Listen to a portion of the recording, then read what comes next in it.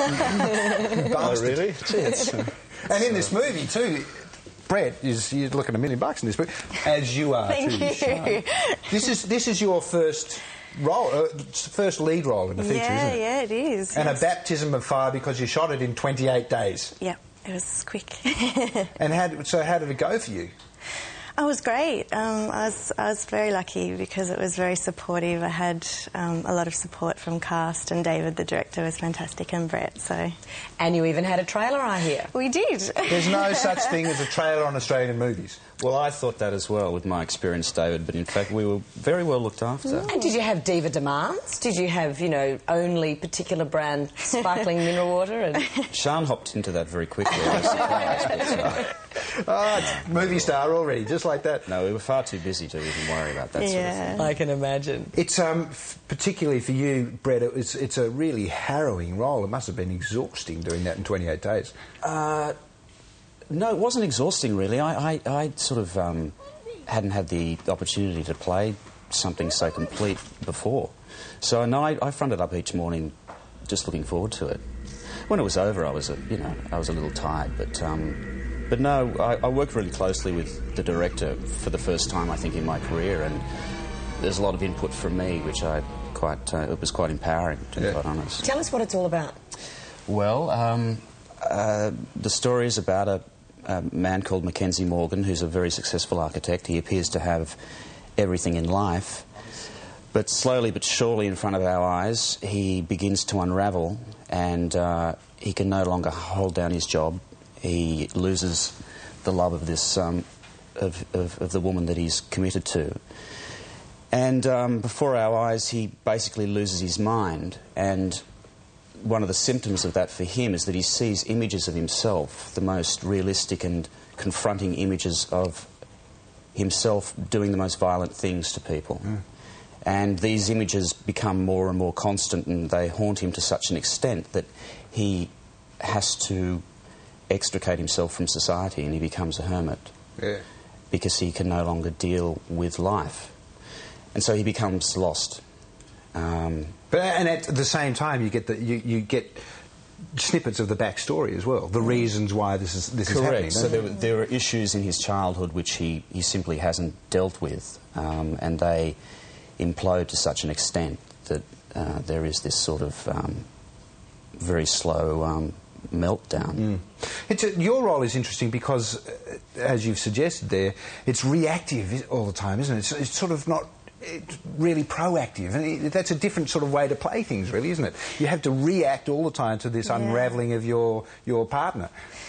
Yeah, absolutely. I guess in a way that's what acting is all about in every role. But Brett was the lead, and the story is actually about him, so I guess mine was more of a supportive, made the stakes higher. You know, it gave him more to lose. And we were talking about this earlier, the sense that two people can know each other, or apparently know each other so well, but obviously this man's been carrying around demons for so long, and I think it's quite interesting. What I found fascinating about the script is that those secrets that we can actually hide from each other. So when he starts losing his mind, going crazy, I mean, Sian's character is completely at a loss what is going on.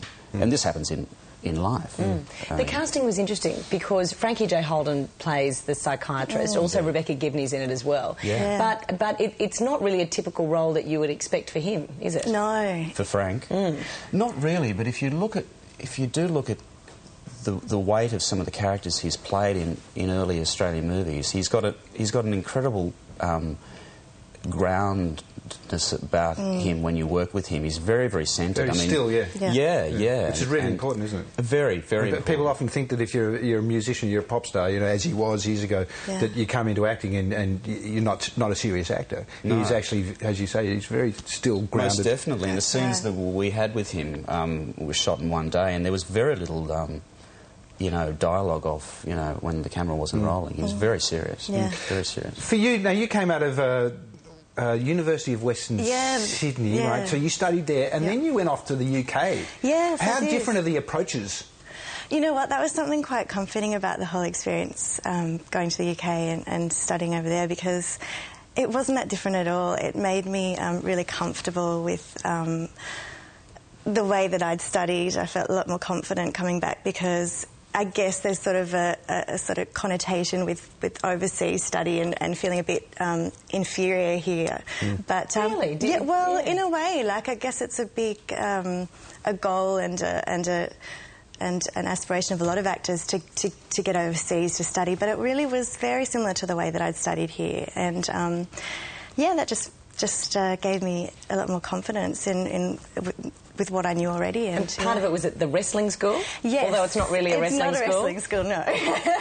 So you weren't doing any sort of holds or anything like that? No. So now having got your first feature under your belt, it hasn't put you off pursuing this life of the actor? Because it's not the easiest life, is it? It's a choice. It's a choice, yeah. Indeed. But in Australia, I mean, there are only so many roles, aren't there? Correct. It's not a big industry. No, it's not. It's not. So, yeah, but you accept the situation. It's, you know, we have a culture that perhaps, you know, doesn't lean so heavily towards the arts as other cultures, and I think that's why perhaps people, you know, look at other countries. Do Australians support Australian movies as much as they should? I think if the film is offering them something, I can't see why not. But then we don't have the budgets. We don't have the budgets, do we? You need a big promotional budget. I mean, the American blockbusters, they spend $50 million shooting the movie, then they spend $50 million promoting the movie. Well, that's correct, but then you also give a lot of that freedom that you have as a filmmaker. I mean, David Blake, who wrote, directed and produced this, has chosen to distribute this himself because, as you can guess, if you've done all those jobs, he probably wants to actually, you know, control everything. Literally control that as well. So when, you know, I have no idea. This was made for around $1 million, and on screen it's already won a couple of awards for the cinematography, and which I love the look of the film. I think it's got quite a European look. But why you need to spend more than, you know, $30 million on a movie, I don't know where the money can go. Goes to the big star. On the trailers, doesn't it? When's it open? Goes to the trailers. When's it out? Wednesday evening. Wednesday evening. It's called Lost and Found. Yeah. And it's an Australian movie. Yeah, and we Get should behind the support Australian movies. The last time I went to see an Australian movie was Lantana, I think. It's a good movie. And I loved it. It was great. You know, that's the thing. I think, you know, people are genuinely surprised and enthralled when they go and support Australian theatrical productions of all kinds. Thanks very much for coming in. Thank you both. Lost and Found, released on Wednesday. Lovely. All right, time now.